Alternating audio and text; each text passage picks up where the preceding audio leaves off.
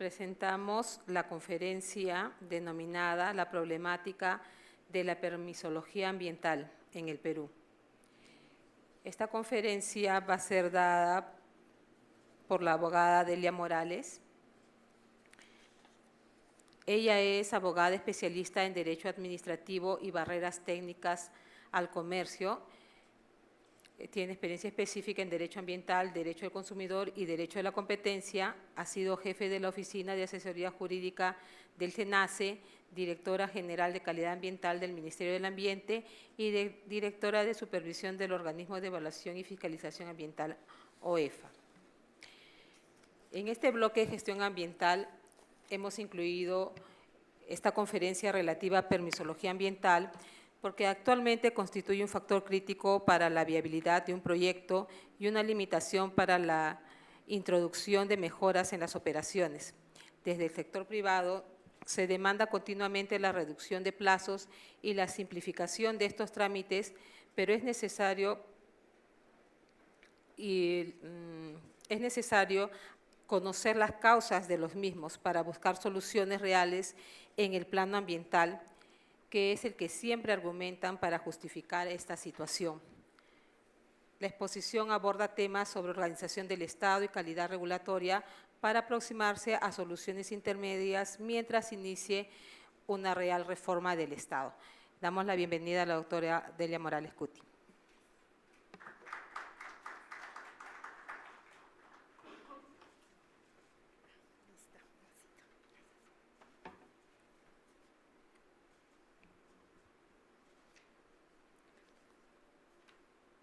Bien, quiero agradecer en primer lugar a los organizadores de estos espacios. En realidad son muy interesantes. Yo he tenido la oportunidad de seguir las distintas investigaciones y estudios que se han expuesto a lo largo de estos días y de verdad para mí es un honor estar en un espacio de este tipo compartiendo hoy día con ustedes un tema que continuamente se aborda y creo a veces no necesariamente con las variables necesarias para atacar el problema real o conocer dónde está el origen del problema de la permisología, ¿no? Vamos a ver un poquito qué entendemos por permisología o tramitología, como le quieran llamar, ¿no? Los trámites y el control de parte del Estado siempre ha estado presente en un Estado moderno, pero el problema se presenta cuando hay un desborde de estos trámites, ¿no? Entonces ahí hablamos en sentido negativo de lo que es esta proliferación de trámites que puede llegar a afectar la viabilidad de un proyecto. Entonces, definido esto, vamos a ver qué factores condicionan que existan tantos trámites, ¿no? Yo estuve en la mañana escuchando al viceministro de Minas, al presidente del SENACE, la presidenta actual del OEFA, comentando un estudio que trataba también de tener un acercamiento en los temas de permisología y se comentaba mucho el origen de la permisología o de la regulación en general, ¿no? Vinculada un poco a con una suerte de respuesta del Estado cuando había mucha conflictividad, ¿no? Respecto alrededor de determinada actividad económica, pues entonces la primera respuesta era salir con mucha regulación o con mucho control, ¿no? Para atacar de alguna manera los temas de conflictividad alrededor de una materia.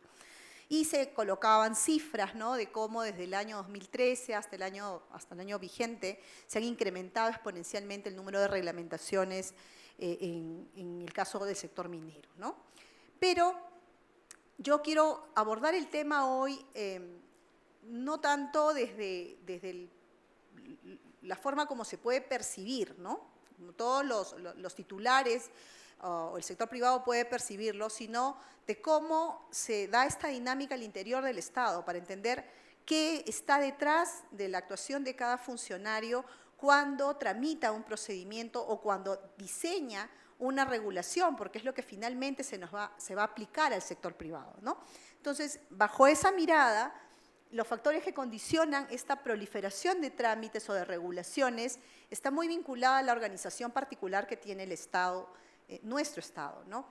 Y nuestra administración pública. Y no es una regulación de hace 5 años o hace 10 años, es una regulación que está vigente por décadas. La especial organización que tiene el Estado condiciona una mirada segmentada y eso es lo que vamos a abordar el día de hoy.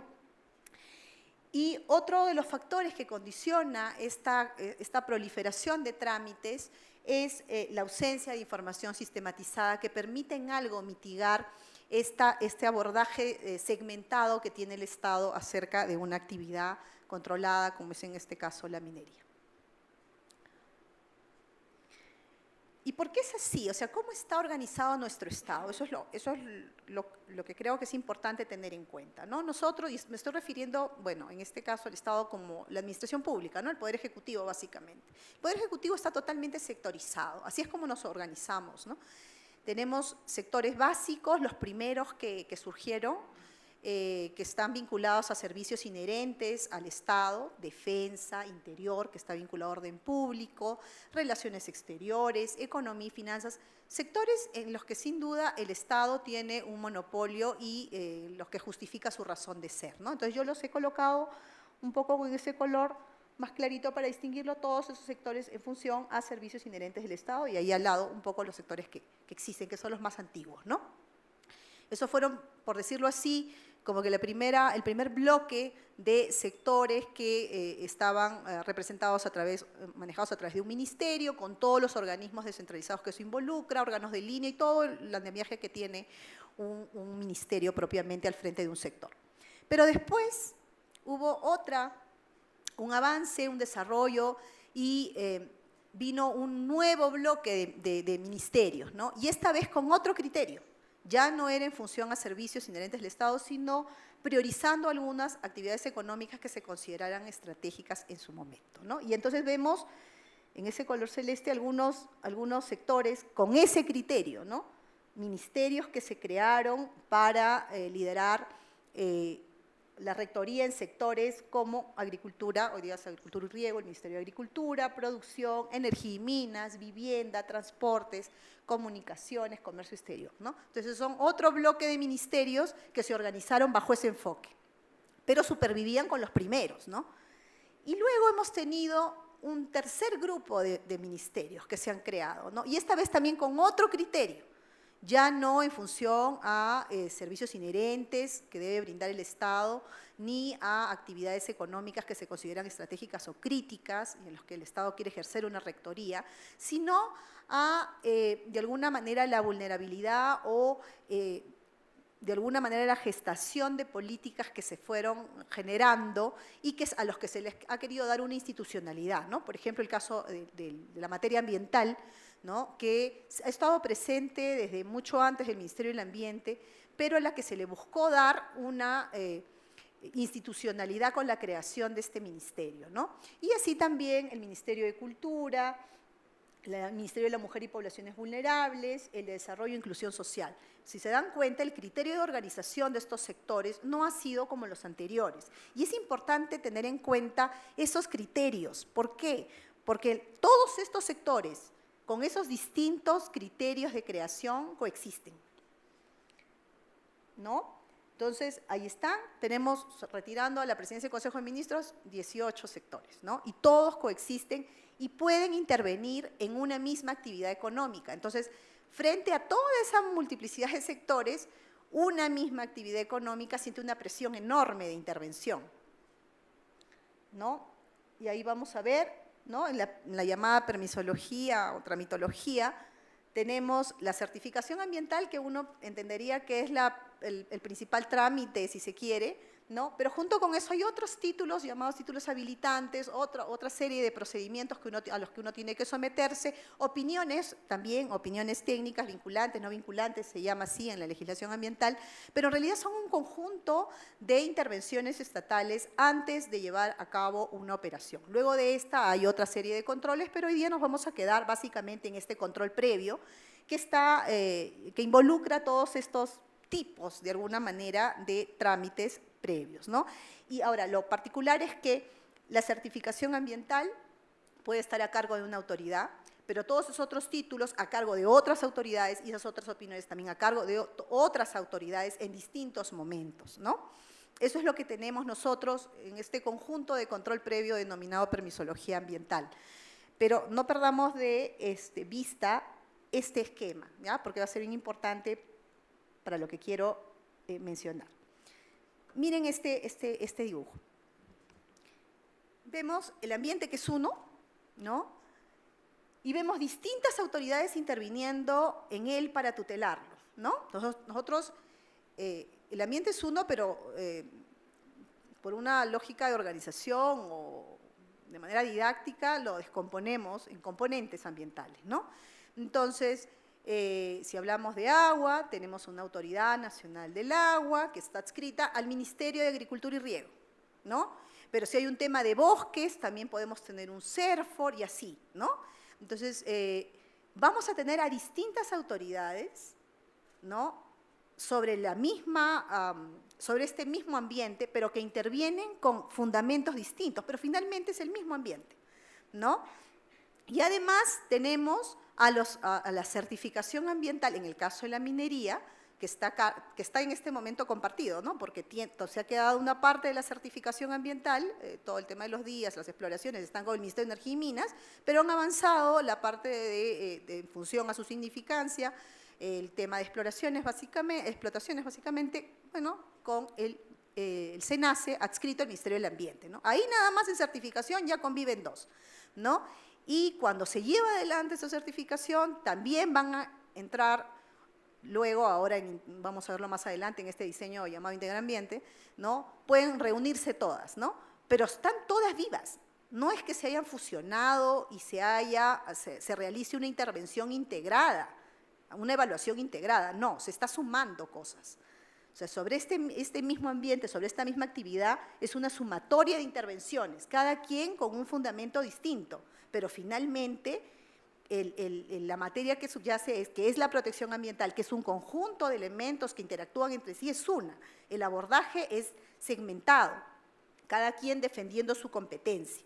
¿Y por qué es así, no? O sea, a veces yo imagino que desde el sector, bueno, y esto es el choque, ¿no? Porque lo que hemos visto anteriormente es la forma de intervención del Estado, pero es así como lo ven las empresas, imagino. Para las empresas es un proceso, ¿no?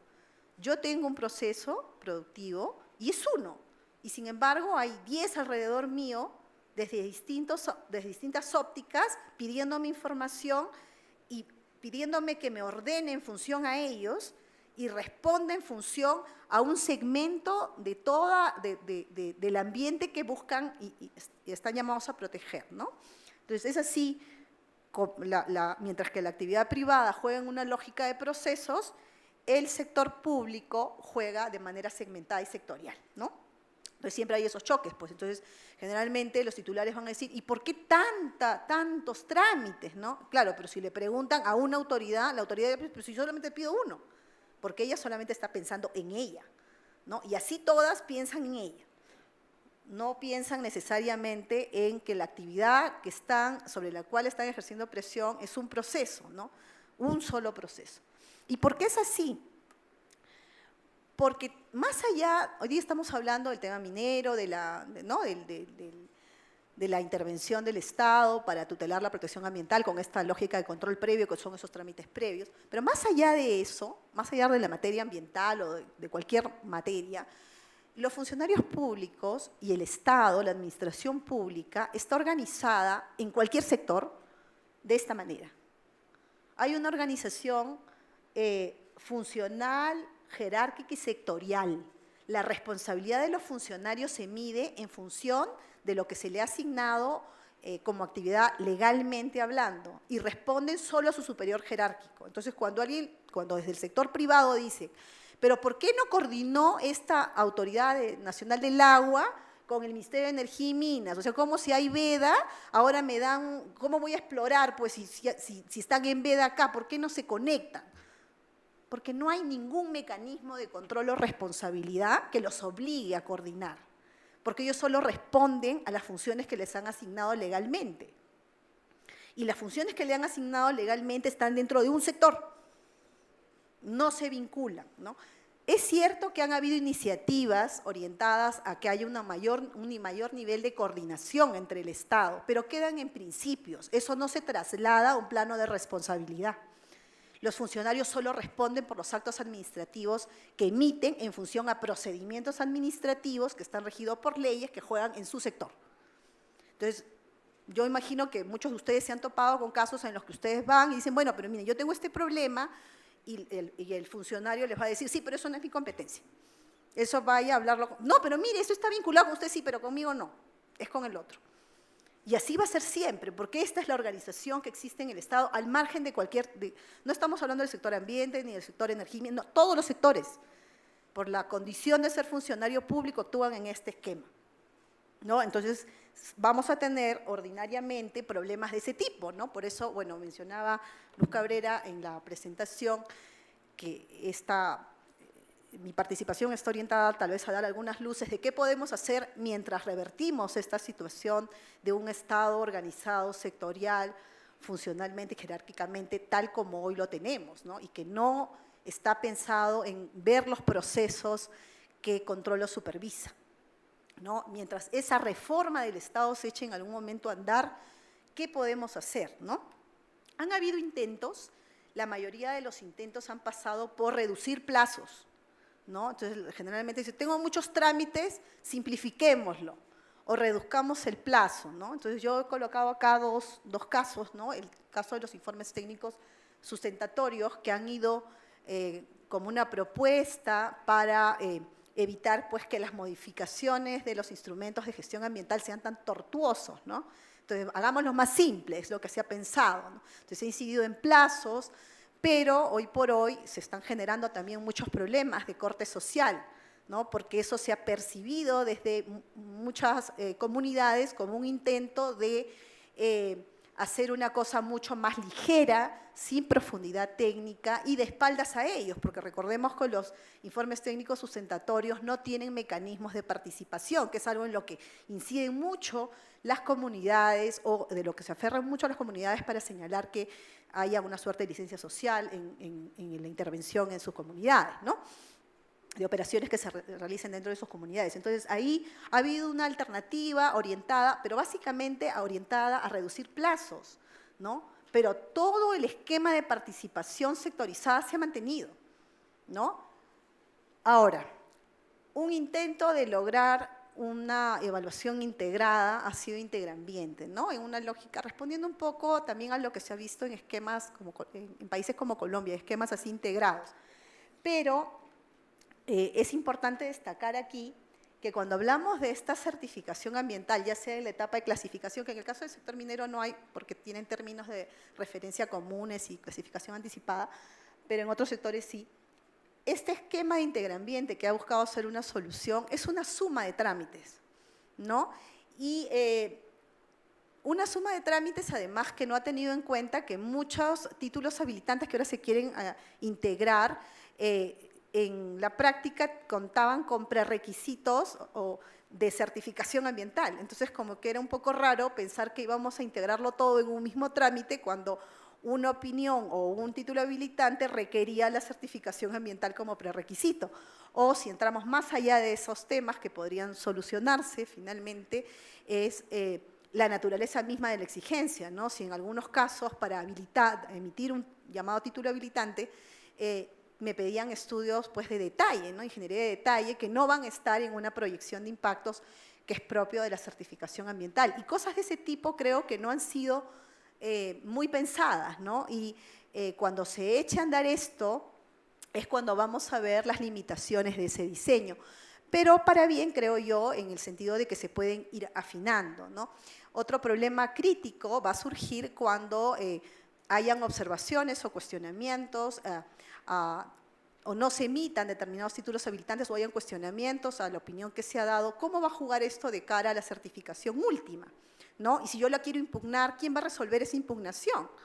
Porque cada autoridad tiene su superior jerárquico. O sea, SENACE no va a poder resolver las apelaciones, y lo acabo de escuchar en una lógica de plazos al presidente del SENACE señalando, en una cita textual, que ellos no controlan su proceso. Porque claro, ellos van a necesitar de la opinión y de la manera recursiva que se resuelva en cada institución que participe en sus procedimientos, ¿no? Y ahora sí creo que me queda poquito tiempo. Solo para ir finalmente a lo que es de interés, ¿no? Más allá de entender dónde está la génesis, es qué podemos hacer mientras tanto. La reforma del Estado es algo de muy largo plazo y todavía no se echa a andar, ¿no? Pero sí hay un proceso que está comenzando a darse este año en mérito a una norma que se aprobó al cierre del año pasado, que es el Decreto Legislativo 1310 sobre calidad regulatoria. Y por este mecanismo se va a exigir que se va a hacer una revisión de toda la regulación sectorial que se ha emitido. Me parece que el sector ambiente va a estar sometido a la revisión de calidad regulatoria en el mes de septiembre, o sea, en este mes, ¿no? Y es muy importante que ese sea un espacio donde se revise no solo la regulación ambiental, sino la regulación ambiental de cara a la regulación sectorial, ¿no? Y se piense no tanto en la simplificación del trámite, sino que volvamos a ver las cosas en su real dimensión. Si estamos hablando de la protección ambiental, no discutamos que el sector ambiente o las autoridades ambientales tengan que ir en pro de la inversión, discutamos en su plano. ¿Quieren un tema de protección ambiental? Entonces, ¿con qué datos contamos para echar adelante la regulación que están echando a andar? ¿Por qué se regula de manera tan intensa tal vez una exploración? ¿Hay datos de fiscalización ambiental que justifiquen esa intervención tan concentrada hoy? No deberíamos dejar de lado la generalización de pensar que la minería toda tiene el mismo tipo de riesgos y regularlas a todas, como se ha estado regulando de alguna manera con el mismo nivel de presión. Entonces, discutamos en medio de la calidad regulatoria si existe una protección ambiental efectiva con los mecanismos que hoy día existen. Y hoy día hay 3 años de información acumulada desde la fiscalización ambiental que ya no, que debe dejar de lado la adopción simplemente de legislación foránea, porque hoy día podemos, con data nuestra, saber si en realidad en estos 3 años de control se han encontrado situaciones realmente críticas, más allá de las percepciones, en determinadas actividades y comenzar a regularlas en función a su propia naturaleza. Entonces, es un espacio importante el de la revisión de calidad regulatoria, que creo que se tiene que emplear, ¿no? Perdón, 30 segundos para terminar. Sí. Y lo último que sí también creo que es muy importante mencionar, porque creo que, sí, ahí acabo, que es muy importante mencionar, es el tema de la información, ¿no? Creo que hay un aspecto que es transversal a todo, ¿no? Sin información no podemos tener buena regulación, no podemos tener buen control. Se ha perdido la noción de gestión ambiental realmente porque hoy día todo es un checklist. Lo que puse en la certificación no lo puedo mover, ¿no? Absolutamente no lo puedo mover, entonces no tengo margen de acción. Y si no tengo margen de acción, no estoy hablando de un instrumento de gestión, estoy hablando de un checklist, ¿no? Y un checklist inamovible para lo que fue una proyección de impactos es algo muy peligroso para una protección ambiental efectiva. Gracias.